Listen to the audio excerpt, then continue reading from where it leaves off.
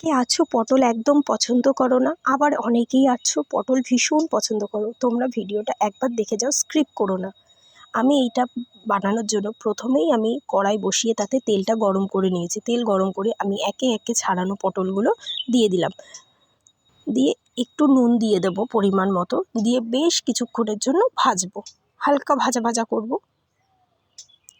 দেখো পটলগুলো নেড়ে চেড়ে ভাজছি।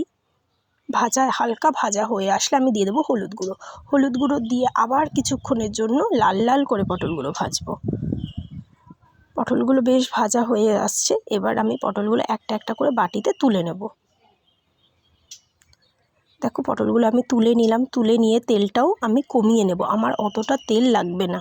আমি তেলটা একটা বাটিতে তুলে নেব। তুলে নিয়ে তার মধ্যে যে অল্প পরিমাণ তেল ছিল তার মধ্যে দিয়ে দিলাম গোটা গরম মশলা, তেজপাতা আর কালো জিরে, দিয়ে একটু নাড়িয়ে তারপর দিয়ে দেবো আদা কাঁচা লঙ্কা বাটা, দিয়ে একটু কষিয়ে নেব।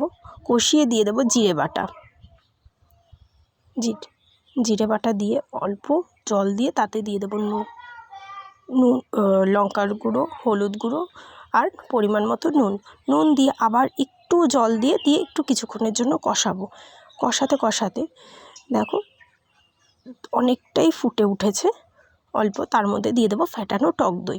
টক দইটা দিয়ে আবার বেশ কিছুক্ষণের জন্য কষাবো। পুরো কষাবে না, হালকা কষাবে। কষাতে কষাতে দেখো দিলাম একটু চিনিটা দিয়ে আবার একটু ফুটছে, তার মধ্যে দিয়ে দেবো ভেজে রাখা পটলগুলো দিয়ে আমি বেশ কিছুক্ষণের জন্য কষাবো, যতক্ষণ না তেল ছেড়ে আসছে।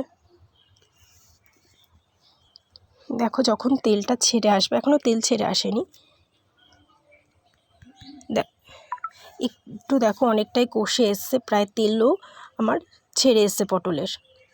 এরপর আমি দিয়ে দেব পরিমাণ মতো জল দিয়ে দিলাম, দিয়ে আমি বেশ কিছুক্ষণের জন্য ঢেকে রাখবো পটলটা ঢেকে রেখে দেখো পটলগুলো অনেকটা নরম হয়ে এসছে। প্রায় আমার দই পটল রেসিপি রেডি। এখনও হয়নি, তার মধ্যে দিয়ে দেবো ঘি, গুঁড়ো গরম মশলা দিয়ে ব্যাস আমার দই পটল আজকের মতো রেডি। তোমরা যারা পটল পছন্দ করো বা যারা পটল পছন্দ করো না, তোমরা রেসিপিটা একবার বাড়িতে বানিও, দেখবে খারাপ লাগবে না। দেখো আমি পটলগুলো তুলে নিচ্ছি বাটিতে, দেখেছো দেখতে কতটা ভালো লাগছে, খেতেও খুব সুন্দর হয়েছে। যারা পটল পছন্দ করো না তারা এক প্লেট ভাত নিমিশেই উধাও করে দিতে পারবে এই দই পটল রেসিপি দিয়ে। একবার বাড়িতে ট্রাই করে আমাকে অবশ্যই কমেন্টে জানাবে যে তোমাদের কেমন লাগলো এই রেসিপিটা। আজকের মতো সবাইকে টাটা।